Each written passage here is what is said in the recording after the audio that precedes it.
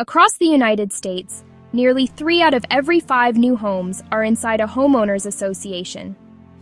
These private corporations now control everything from parking rules to what color you can paint your front door. But behind the friendly logos and community standards, there's a system quietly designed to protect developers, not you. This video exposes how the HOA model was created, why it still operates like a private government, and what it will take to rebuild fairness and transparency for homeowners everywhere. What if the system managing your neighborhood wasn't really about community at all? What if it was designed, from the very start, to protect developers, not homeowners? That's the hidden truth behind America's HOA system. The modern HOA began as a business arrangement, not a democracy. In the 1960s and 70s, local governments wanted new housing without paying for public roads, sidewalks, or parks. Developers offered a deal. We'll build private amenities, and homeowners will maintain them later. Cities saved money. Developers built faster. But what was created wasn't a neighborhood. It was a private corporation with governmental powers. Homeowners would later discover they weren't citizens within it. They were members bound by contract.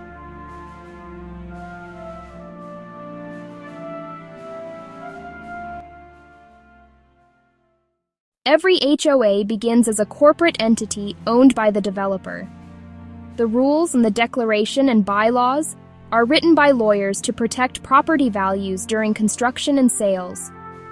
Once the last home sells, the developer hands over control, but the rules stay the same. The structure rewards compliance, not community. It was built to preserve brand control, not empower residents. The result? Homeowners inherit a system designed to keep them paying and silent. You'll often hear, "You agreed to the rules when you bought the home." But that's not true consent. Buyers sign stacks of documents during closing. Most never read the covenants that bind them to the HOA. There's no negotiation, no ability to opt out. The moment you move in, you're governed by a private board with the power to fine, lien, or even foreclose, all without a public hearing. That isn't democracy. That's corporate control with neighborhood branding. HOAs function like governments, collecting money, enforcing rules, holding meetings, yet they're not bound by constitutional protections. There's no First Amendment guarantee of free speech, no Fourth Amendment shield against unreasonable inspections, no due process rights unless state law adds them. Boards can impose fines, place liens, and pursue foreclosure even when the alleged violation is minor. It's power without checks, and for many homeowners, justice without a voice. The problem isn't bad boards or lazy neighbors, it's the architecture of the system itself. The HOA model privatizes public responsibilities. It replaces transparent local governance with private contracts that favor management companies and law firms. Even honest boards struggle because the framework incentivizes enforcement over collaboration. When homeowners lose faith, apathy spreads, not because they don't care, but because the structure makes participation feel useless. Reform starts with transparency. States must require open records, annual audits, and limits on private foreclosure power. Homeowners deserve real consent, not fine print that lasts forever. Our homes should represent freedom, not fear of a letter in the mailbox.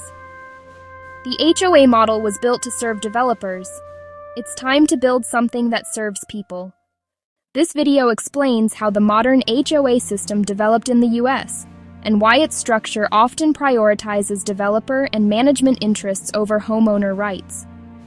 This content is for educational and civic awareness purposes. It discusses general policy patterns and statutory frameworks governing homeowners associations in the United States. It does not reference or accuse any specific HOA, management company, or individual. HOA reform: homeowners, rights, civic transparency, housing, justice, accountability.